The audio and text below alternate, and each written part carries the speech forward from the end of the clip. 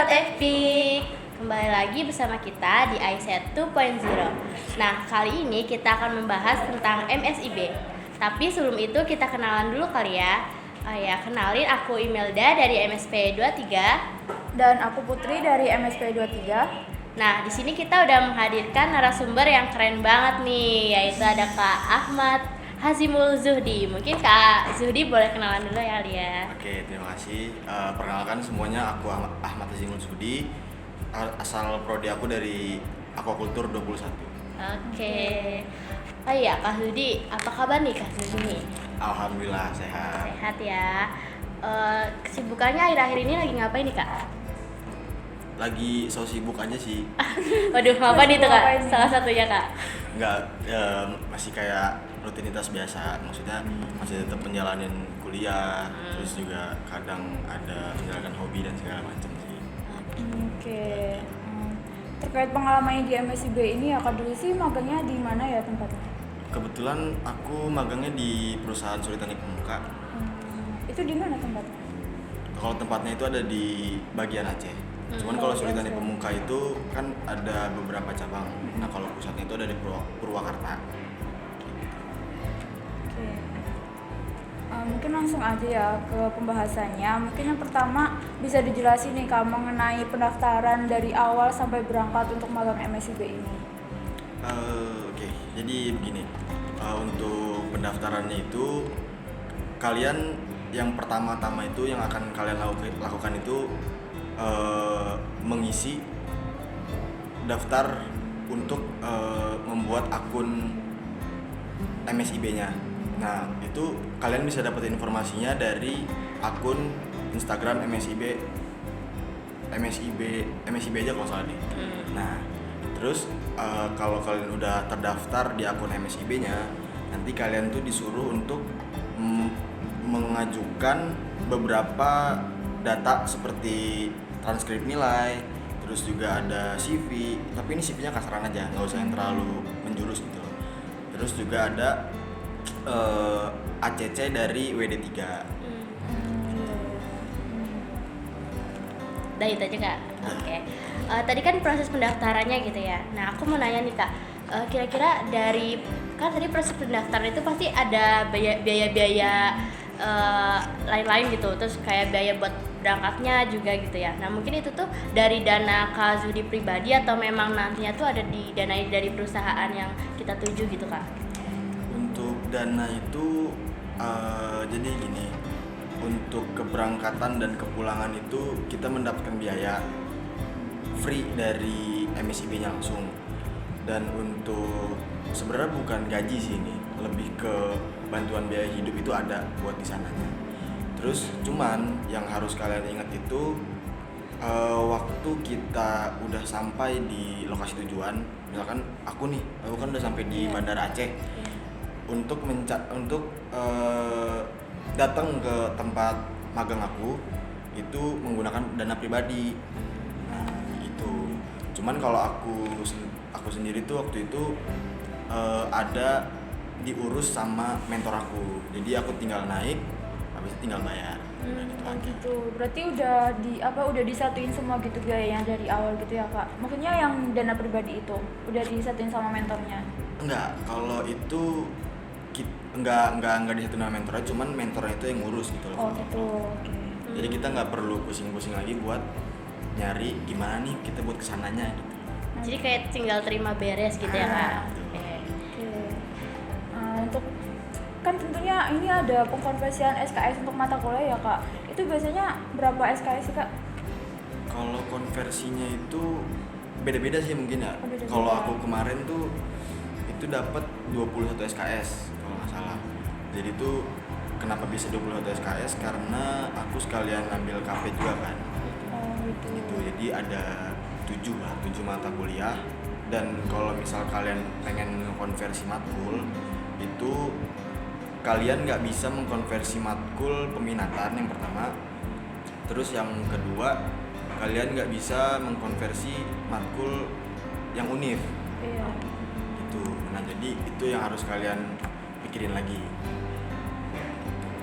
Tapi dari kemarin yang Kak Zuhdi ambil matkulnya itu terkonversi semua Kak? Kalau yang aku ambil kemarin terkonversi semua, karena nanti tuh konversi itu kita bakalan dampingin sama dosen. Nah jadi itu nanti kita bakalan ngisi KRS-annya lah kita anggap ya. Nah nanti kalau misalnya emang ada yang dosen ini kurang menerima, nanti kita bakal ajak ngobrol gimana nih baiknya. Berarti bisa nego gitu ya? Bisa nego. Cuman ini semua tuh balik lagi ke dosen pembimbing di jurusan masing-masing gitu. Karena beda-beda. Mungkin selanjutnya aku mau nanya nih Kak, kira-kira apa aja sih yang perlu disiapkan supaya tuh kita saat daftar tuh langsung di ACC gitu Kak? Mungkin share tips-tipsnya kali ya. ACC dari mana nih? ACC dari ACC dari MSIB-nya, tempat magangnya. Kalau dari MSIB-nya gimana ya cara ngasih tipsnya? Mungkin aku cuman bisa ngasih tips yang penting tuh kalian yakin dengan apa yang kalian pilih. Saat kalian yakin tuh pasti kalian akan berpikir gimana nih cara gue bisa mendapatkan apa yang gue pengenin. Nah jadi kalau kemarin aku daftar di MSIB itu emang aku udah siapin dari awal. Cuman aku pribadi belum menyiapkan aku mau kemana gitu loh. Karena kan harus menunggu persetujuan dari dosen dulu kan. Kalau misalnya kesini boleh nggak gitu loh. Nah akhirnya langkah pertama kalau kalian pengen daftar MSIB itu kalian harus nyari tahu dulu perusahaan mana yang mau kalian ambil dan di bidang apa. Sebenarnya lebih ke bidangnya dulu sih, untuk perusahaan itu kan nanti banyak. Nah terus kalau kalian udah dapet bidangnya, kalian ajuin ke dosen kalian masing-masing. Bu, Pak, kalau misal saya ambil bidang ini untuk magang dan KP, apakah bisa? Gitu. Nah terus kalau misal emang bisa, nanti kalian bikin CV sebagus mungkin. Nah kalau buat CV itu sekarang ini CV yang dilirik oleh HRD perusahaan sekarang tuh CV yang ATS. ATS tuh CV yang hitam putih, yang bukan banyak gambar-gambar, banyak desain-desain. Polos berarti kayak gitu ya? Polos. Terus kalau misal tipsnya wawancara, kan habis kalian CV wawancara. Cuman ada beberapa perusahaan yang melewati beberapa tes lagi. Jadi tuh kemarin ada aku daftar juga di satu perusahaan itu, dia ada banyak tuh tesnya, ada 5. Cuman aku gagal di tes berapa gitu, aku lupa. Akhirnya gak keambil. Ya akhirnya dapet di perusahaan STP. Nah kalau di STP ini dia sistemnya langsung dari CV, di screening, diwawancara. Itu kalau tahun aku, nggak tahu kalau tahun berikutnya. Tuh, nah di wawancara itu nanti sebisa mungkin lah kalian saat tanya jawab sama HRD itu, saat wawancaranya itu harus pede, terus juga harus yakin dengan apa yang kalian omongin, dan kalian juga harus meyakinkan HRD ini atau rekruter perusahaan untuk dia menarik nih, dia bisa nih buat kita bangun gitu. Seperti itu sih. Mungkin untuk syarat sama berkas apa aja sih Kak yang perlu dipersiapkan gitu, itu ada nggak? Apa tergantung perusahaannya? Kalau berkas syarat itu sejauh ini belum ada sih. Paling kalau syarat berkas dan itu udah sebelum kita di screening, di wawancara itu udah lewat itu. Oh, udah lewat. Jadi di awal kita kan ngumpulin berkas dulu nih, ada transkrip nilai, ada CV kasaran. Nah itu di awal. Nanti waktu kalian mendaftar ke perusahaan yang kalian tuju, itu kalian ada dikasih upload CV lagi. Nah itu kalau bisa aku saranin ya, CV itu berbeda dengan CV yang kasaran. Jadi di CV yang di perusahaan itu kalian emang fokusin di bidang yang kalian inginkan. Jadi misal kayak aku kan kemarin di tambak udang. Nah jadi di bagian pengenalan diri itu ada kita tambahin, misal ya kayak saya ingin mempelajari lebih dalam tentang dunia tambak udang gitu, itu misalkan gitu sih. maksudnya biar rekruter juga ngeliat oh dia punya keinginan loh. Kalau misalnya kayak syarat fisik gitu Kak, ada nggak sih kayak minimal tinggi badan atau berat badan gitu-gitu? Kayaknya sih nggak ada ya, Ada. karena kalau misal dari pengalaman saya pribadi itu nggak ada, cuman nggak tahu kalau misalnya di perusahaan yang lain. Berarti kayak beda-beda gitu ya Kak? Mungkin. Tergantung perusahaan. Mungkin misalnya mengenai pengalamannya nih Kak selama magang itu mungkin ada tantangannya yang dihadapi saat magang, terus gimana sih cara Kak Zubi buat mengatasinya gitu? Jadi tantangan yang paling awal itu sebenarnya saat aku tahu kalau misal aku keterimanya tuh di Aceh gitu. Oh gitu. Nah, Jauh juga ya Kak? jauh itu sebenarnya jadi pertimbangan kan, Iya. pertimbangan. Terus juga dari saya pribadi juga mikir gitu, ini kira-kira kuat nggak ya sendiri loh di sana gitu kan, ambil nggak ya. Terus akhirnya coba tanya ke orang tua, tanya ke pacar saya, terus juga tanya ke ya banyak lah, ke teman-teman juga. Di situ yang bisa saya simpulin tuh kalau misal saya nggak ambil kesempatan ini, mau kapan lagi kesempatan ini datang gitu.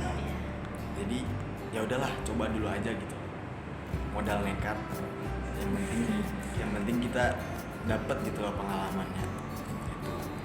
Terus selain itu juga kendalanya itu ini sih, kan aku sendiri di sana. Iya.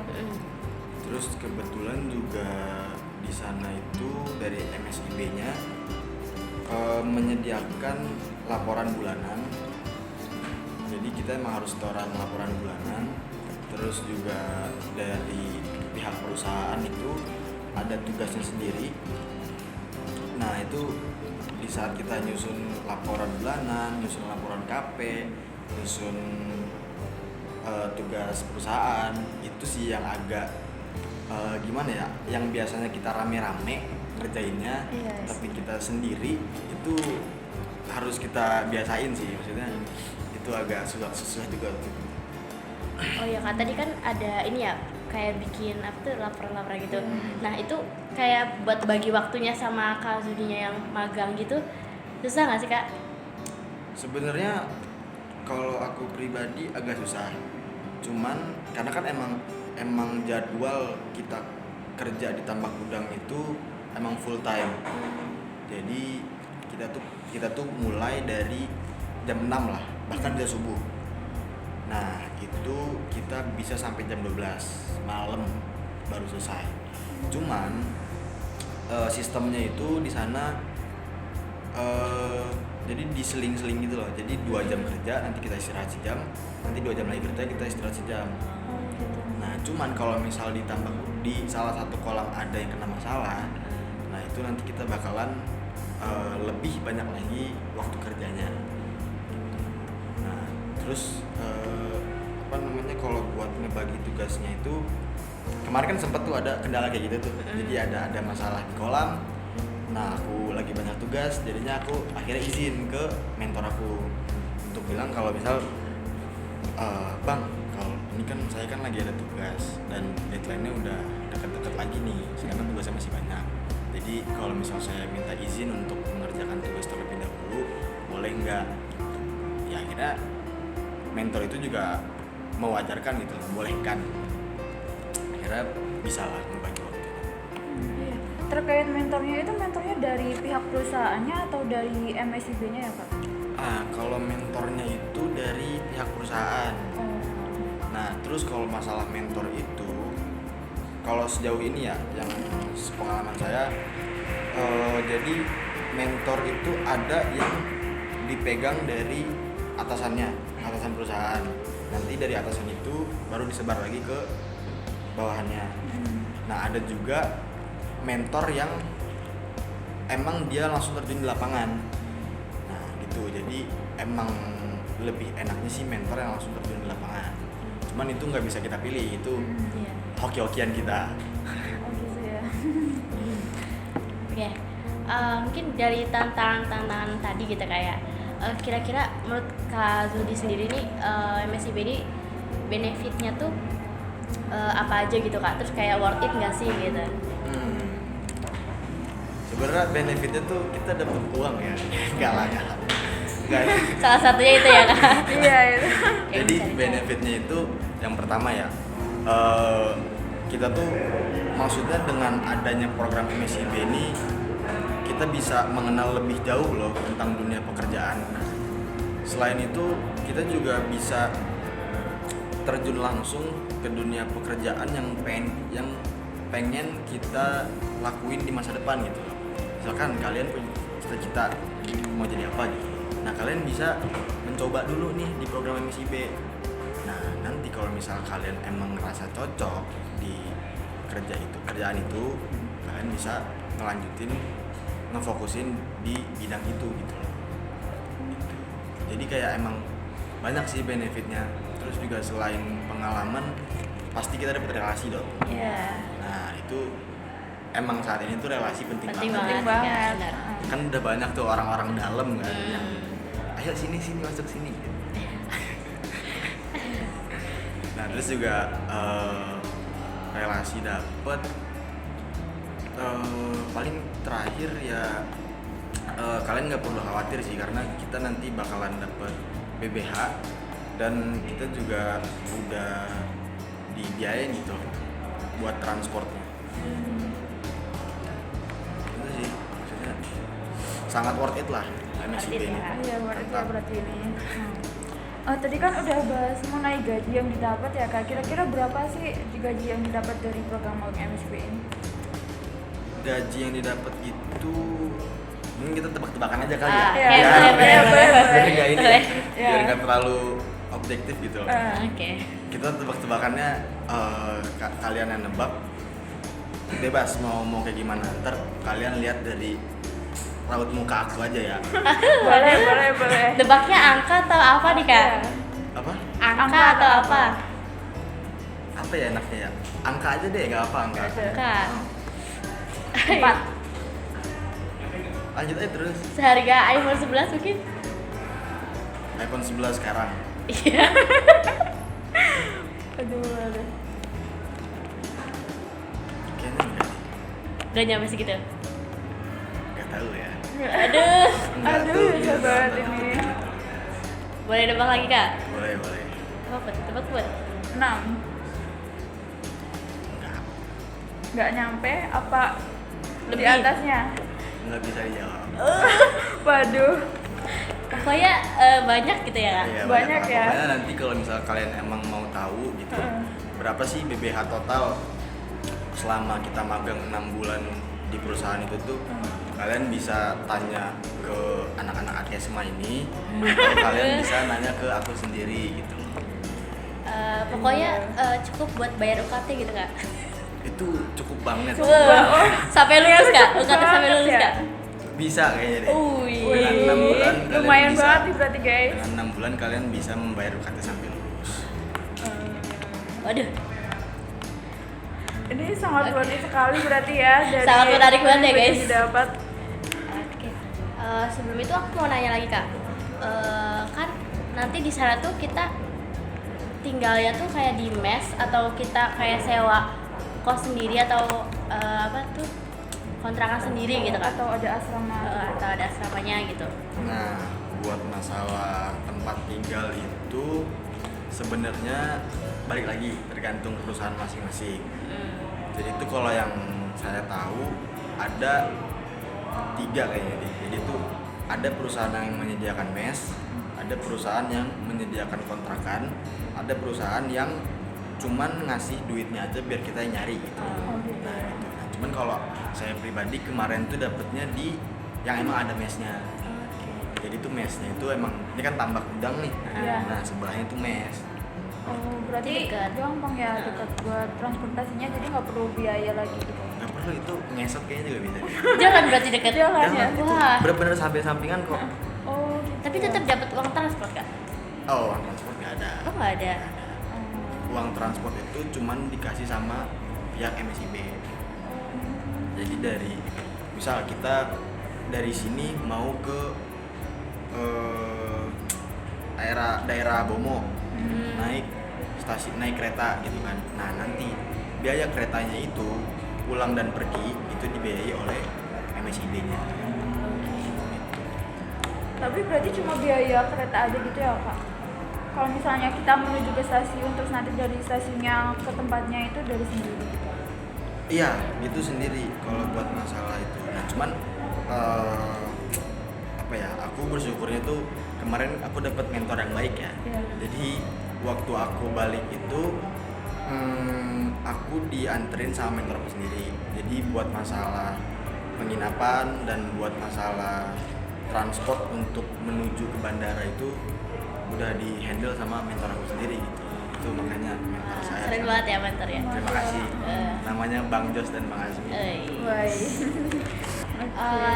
Mungkin kita buka pertanyaan kali ya buat teman-teman yang pengen nanya langsung nih ke Kak Zulji. Boleh kali ya di pertanyaannya di kolom komentar. Ya, kita tunggu ya guys.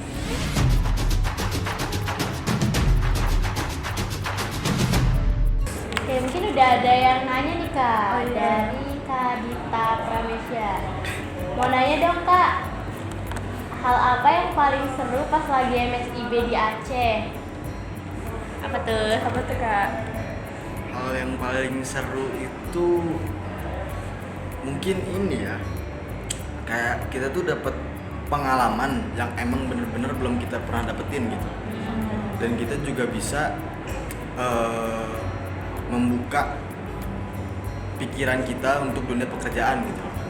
Jadi tuh waktu aku di sana emang aku tuh bener-bener kayak jadi pekerja gitu. Emang karena kan jadi gini ceritanya. Waktu awal-awal itu aku kan emang belum ada basic di udang kan. Jadi aku langsung ngomong ke mentor aku, kalau aku bilang gini, Bang, ini saya belum ada ilmu buat di perudangan. Jadi saya mohon bimbingannya untuk saya dapat magang di sini gitu loh. Itu apa ya, kasarannya lah omongannya. Nah terus akhirnya dia tuh jawab, ya udah kalau misal kayak gitu, kamu 2 bulan pertama di sini kamu ikutin dulu semua kegiatan yang ada di tambak ini, dan 2 bulan terakhir nanti kita sambi untuk belajar tentang dunia tambak udang. Dan ternyata tambak udang itu tidak semudah yang kita pikirkan. Banyak sekali hitung-hitungannya. Berarti sama teori itu kayak susah realitanya gitu ya Kak? Susah realitanya. Kayak kan kalau misal di kampus tuh kita biasanya belajar kayak bentuk udang, morfologi udang, cara reproduksinya. Nah kalau misal kita udah masuk ke budidayanya itu udah beda lagi. Oh iya, aku mau nanya lagi nih Kak. Pendaftarannya itu biasanya dibuka di bulan apa ya? Pendaftaran itu dibuka, ini, jadi tuh MSIB itu dibuka sebelum semester berakhir kalau nggak salah, antara semester belum berakhir sama semester mau masuk. Kalau saya nggak salah sih itu semester sebelum diakhirin ya. Jadi itu semester sebelum diakhirin itu udah mulai. Nah nanti biasanya kendalanya itu ada di kriteria perusahaan.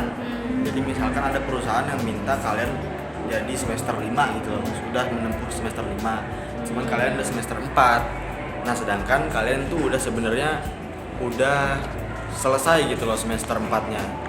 Jadi itu tuh nggak apa-apa sebenarnya, kalian tulis aja semester 5 gitu, meskipun kalian belum KRS-an, nggak apa. Oke. Mungkin ada yang nanya lagi nih Kak, dari Arviana. Iya. Tips dan trik lulus MSIB dong Kak. Wah. Oke, jadi kita ulang lagi ya. Untuk tips and trick lulus MSIB itu sebenarnya balik lagi ke diri masing-masing teman-teman. Jadi kalau misal saya di sini cuman bisa ngasih gambarannya aja. Jadi untuk agar kalian bisa dilirik oleh pihak perusahaan itu Yang pertama, kalian membuat CV yang menarik. CV yang menarik itu seperti apa? CV yang sekarang ini lagi dilirik oleh HRD itu adalah CV yang bersifat ATS. ATS itu CV-nya yang hitam putih, tidak banyak desain. Nah, terus yang kedua, kan ada tuh beberapa perusahaan yang emang dalam proses seleksinya itu ada apa namanya, tes. Nah, kalau misal ada tesnya, itu yang harus kalian siapin. Jadi tesnya itu biasanya ada tentang psikotes, tentang ilmu yang akan kalian ambil di bidang itu, dan lain-lain lah gitu. Nah, itu makanya harus kalian persiapkan. Tapi itu tenang aja, kalian nggak perlu panik karena hasil dari kalian tes itu nggak bakal keluar. Paling kalau misal keluarnya itu nanti kalian bakal dapat email dari pihak perusahaan kalau misalkan yang ini lanjut. Kalau misalkan kalian emang nggak lanjut, ya berarti harus coba di lain kesempatan. Terus yang ketiga, yang terakhir, di wawancara. Di wawancara itu sebisa mungkin lah kalian pede untuk menjawab semua pertanyaan-pertanyaan yang dilontarkan oleh pihak rekruter. Terus juga kalau aku boleh saranin untuk mahasiswa-mahasiswa baru yang emang pengen terjun di dunia perikanan atau masih ngawang-ngawang nih di dunia perikanan, itu magang itu salah satu alternatif untuk kalian merasa kayaknya gue emang gak apa-apa di sini aja gitu loh. Nah, jadi kalau misal kalian diwawancara tuh usahain kalian menguasain materi tentang bidang kalian yang kalian pilih. Terus juga jangan lupa kalian nge-branding diri kalian sendiri untuk si rekruter ini tuh bisa menerima kalian dengan kelebihan kalian gitu. Mungkin segitu sih. Oke. Ya, ada yang nanya lagi nih Kak, dari @aryadama31. Fisika mau tanya, waktu MSIB bisa nggak sih beda rumpun sama prodi kita? Sebenarnya bisa saat kalian udah nggak ada matkul lagi. Jadi emang sebenarnya program MSIB ini bagusnya waktu kita udah di semester tua. Cuman kan MSIB ini kan bisa 2 kali. Jadi kalau misal kalian emang mau nyoba 2 kali juga nggak apa-apa, dimaksimalin. Sebenarnya bukan MSIB aja sih, jadi program kampus Merdeka ada PMM dan segala macam itu maksimal 2 kali. Nah terus apa namanya? Tadi apa sih pertanyaannya? Nanti bisa dirangkum. Bisa scroll ke atas Kak? Apa tadi ya? Lupa dah. Bisa serumpun sama prodi kita atau enggak? Ya itu kebetulan cutting kita ada yang tidak sejurusan dengan prodinya, dan itu bisa aja karena dia udah nggak ada matkul dan dia skripsi juga udah ada gitu loh datanya. Berarti nggak perlu konversi SKS gitu ya Kak kalau misalnya jadi akhir? Nggak perlu. Nah cuman kalau misal kalian emang maba-maba nih, jadi yang bagus itu kita coba dulu gitu loh di dunia perikanan tuh magang-magang mandiri kayak gimana sih, kalian cocok apa enggak. Kalau misalnya emang kalian nggak cocok, nah itu kalian tinggal milih mau bertahan di sini atau kalian mau lanjut. Nah kalau misalkan emang mau lanjut, kalian bisa ambil di semester 7, di semester akhir. Dan kelebihannya kalau misal kalian ambil di semester 7 tuh sebenarnya kalian bisa lebih dilirik gitu loh sama pihak perusahaan.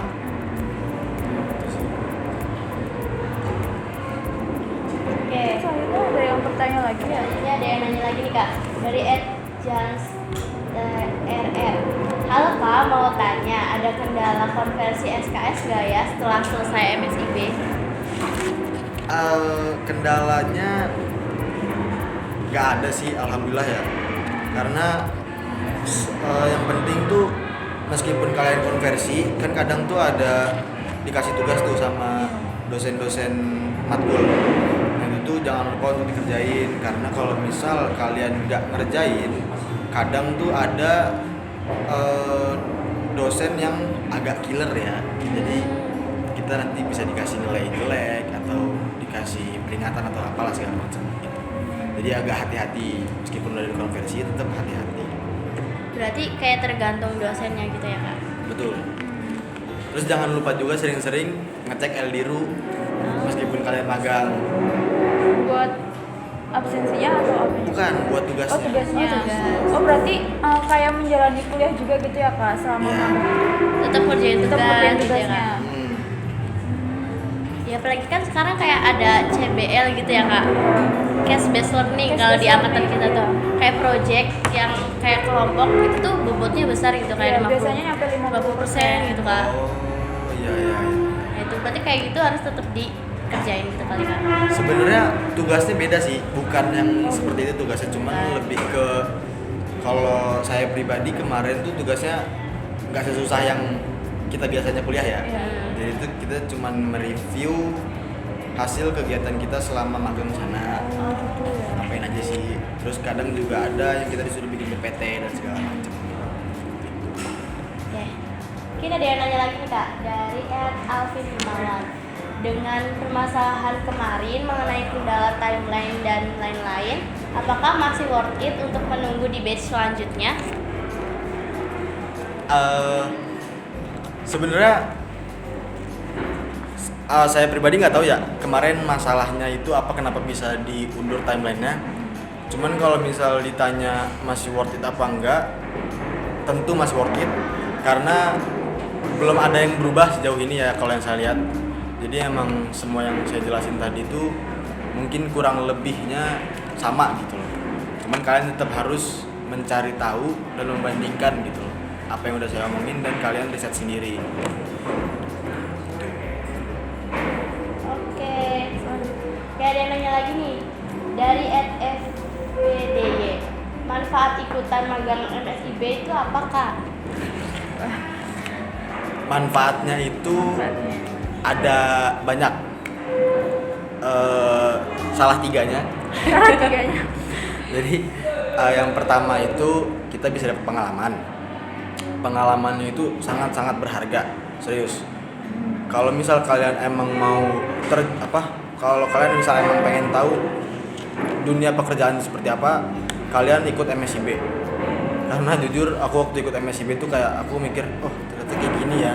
Selama ini orang tua kita tuh gitu. Cari uang. Cari uangnya gitu ya. Capeknya cari uang. Yang kedua, kalian tuh bisa dapat relasi di sana. Jadi itu bisa kalian tuh bisa dapat kemungkinan lebih besar untuk saat kalian daftar ke perusahaan tersebut. Kemungkinan lebih besar kalian tuh bisa diterima oleh perusahaan tersebut karena kalian udah dilirik kemampuannya. Terus yang ketiga, kalian bisa membiasakan diri atau memperlebar zona nyaman kalian sendiri gitu. Benar sekali. Keluar dari zona nyaman Keluar kali dari ya kak. nyaman. Oke. Terus ada yang nanya lagi nih dari Ican NHDYH. Kak mau tanya, cara kita tahu bahwa perusahaan tersebut menyediakan magang MSIB itu dari mana ya kak? Nah, menarik nih. Iya. Jadi kalau misal perusahaan itu kalau misal kalian pengen tahu perusahaan itu ada program MSIB apa enggak, itu kalian bisa cek di Instagram perusahaan masing-masing karena biasanya perusahaan itu mengupload feeds atau SG mengenai MSIB. Nah, atau kalian bisa cari tahu langsung di link MSIB-nya langsung. Tapi sebelum itu kalian harus daftar dulu dan menunggu ACC dari WD3. Kalau mau apa tuh namanya ACC dari WD3 itu ribet nggak sih kak?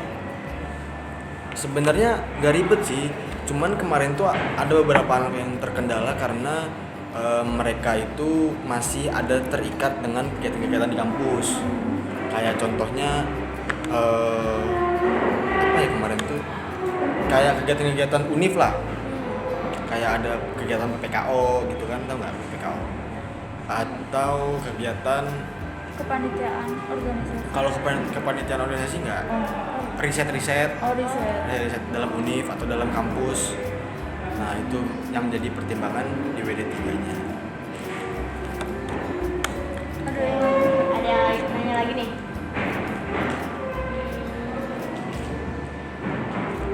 dari Kak Dita.